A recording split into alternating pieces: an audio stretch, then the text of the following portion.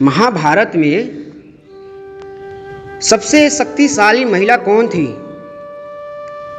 महाभारत में सैकड़ों पात्रों स्थानों में घटनाओं तथा विचित्रताओं व विडंबनाओं का वर्णन है। इस ग्रंथ में तत्कालीन भारत का समग्र इतिहास वर्णित है।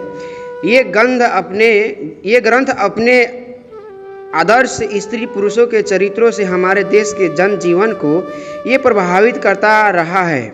आओ जानते हैं महाभारत की उन महिलाओं के बारे में जो थी सबसे शक्तिशाली। उनमें भी एक महिला थी सबसे शक्तिशाली। एक में थे सत्यवती। कहते हैं कि गंगा के बाद राजा शांतनु की दूसरी पत्नी सत्यवती थी। सत्यवती के शरीर से मछली की ही गंध आती रहती थी। कहते हैं कि सत्यवती ही एक प्रमुख कारण थी जिसके चलते हस्तिनापुर की गद्दी के कुरुवंश नष्ट हो गया। सत्यवती को पराशर मुनि से कुंवारी बने रहने का वरदान मिला था। वेद व्यास उन्हीं के पुत्र थे। सत्यवती की संपूर्ण राज्य पर पकड़ती थी और भीष्म पिता भी उन्हीं के आदेश का पालन करते थे। दो में है गंधारी। गंधारी की आंखों में अद्भुत शक्ति थी। गंधारी ने ही अपनी शक्ति के बल पर दुर्योधन के अंग को वज्र के समान बना दिया था। लेकिन श्री कृष्ण की चतुराई के चलते उसकी जंघा वैसी ही रह गई थी, क्योंकि कृष्ण ने कहा था कि माँ के समक्ष नग्न अवस्था में जाना पाप है। गंधारी मानती थी कि श्री कृष्ण के कारण ही महाभारत का युद्ध हुआ और उन्हीं के कारण मेरे सारे पुत्र मारे गए। तभी तो गंधारी ने भगवान श्री कृष्ण को उनके कुल का नाश होने का श्राप दिया था। सत्यवती के बाद हस्तिनापुर में गंधारी की ही चलती थी। खास बात यह है कि उन्होंने 10 पुत्रों को जन्म दिया था। द्रौपदी के बाद गंधारी को सबसे शक्तिशाली महिला माना जाता है। 3 में है कुंती। कुंती को ये वरदान था कि वह किसी भी देवता को बुलाकर उनके साथ नियोग कर सकती थी। इस विधा को उसने माद्री को भी सिखा दिया था, जिसके चलते माद्री को नकुल और सहदेव नामक को 2 पुत्र मिले और कुंती के पुत्र कर्ण, युधिष्ठिर, अर्जुन और भीम थे। कुंती वसुदेव जी की बहन और भगवान श्री कृष्ण की बुआ थी। ये शारीरिक और मानसिक रूप बहुत शक्तिशाली भी और इनके सपोर्ट में स्वयं भगवान श्री कृष्ण थे। गंधारी के बाद कुंती थी जो सबसे शक्तिशाली महिला थी। 4 में है द्रौपदी। कहते हैं कि द्रौपदी का जन्म यज्ञ से हुआ था, इसलिए उसे याग्नि कहा जाता है। द्रौपदी को पंचकन्याओं में शामिल किया गया है। पुराण अनुसार 5 स्त्रियां विवाहिता होने पर भी कन्याओं के समान ही पवित्र मानी गई है। अहिल्या, द्रौपदी, कुंती, तारा और मंदोदरी ये दिव्य कन्या थी। पांडवों से विवाह होने के बाद ये हस्तिनापुर की राजनीति के केंद्र में आकार शक्तिशाली महिला बन बैठी थी। श्री कृष्ण की भक्ति के चलते ये और भी ज़्यादा ताकतवर हो गई थी। सभी महिलाओं में द्रौपदी को सबसे शक्तिशाली माना जाता है, क्योंकि वह हर समय हस्तिनापुर की राजनीति में सीधे शामिल थी और उन्हीं के कारण ये महाभारत का युद्ध हुआ था। 5 में भानुमति।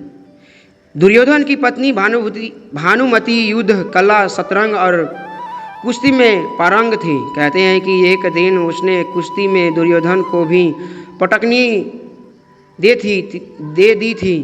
भानुमति के कारण ही ये मुहावरा बना है, कहीं ही कि ईंट कहीं का रोड़ा, भानुमति ने कुनबा जोड़ा।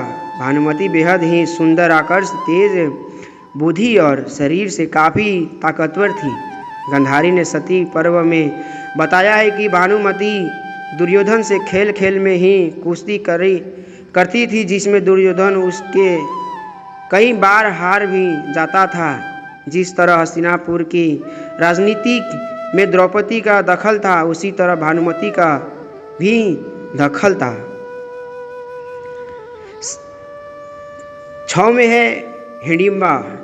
राक्षस जाति की हिडिंबा को पांडु पुत्र भीम से प्रेम हो गया था। उसने अपनी माया से सुंदर शरीर धरकर भीम से विवाह किया और बाद में वह अपने असली रूप में आ गई। हिडिंबा और भीम का पुत्र घटोत्कच था। घटोत्कच का पुत्र बर्बरिक था। बर्बरिक को वर्तमान में बाबा खाटू श्याम को नाम से जानते हैं। द्रौपदी के श्राप के कारण ही महाभारत के युद्ध में घटोत्कच कर्ण के हाथों मारा गया था। साथ में उलूपी, अर्जुन की पत्नी उलूपी भी मायावी शक्ति से संपन्न महिला थी। कहते हैं कि उलूपी जल परी थी। उन्हीं ने अर्जुन को जल में हानि रहित रहने का वरदान दिया था। इसके अलावा उसी ने चित्रांगदा और अर्जुन के पुत्र बभुवाहन को युद्ध की शिक्षा दी थी। महाभारत युद्ध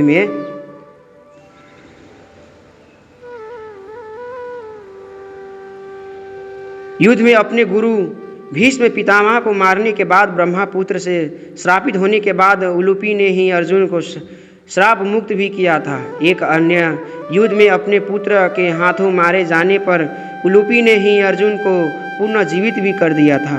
8 में सुभद्रा। सुभद्रा तो कृष्ण की बहन थी, जिसने कृष्ण के मित्र अर्जुन से विवाह किया था, जबकि बलराम चाहते थे कि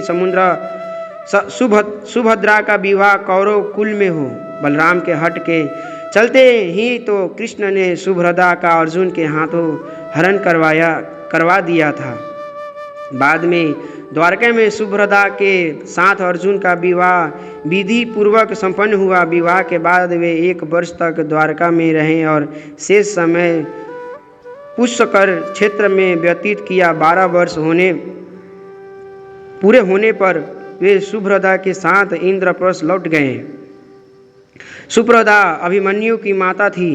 बाद में उन्हें योगमाया के नाम से भी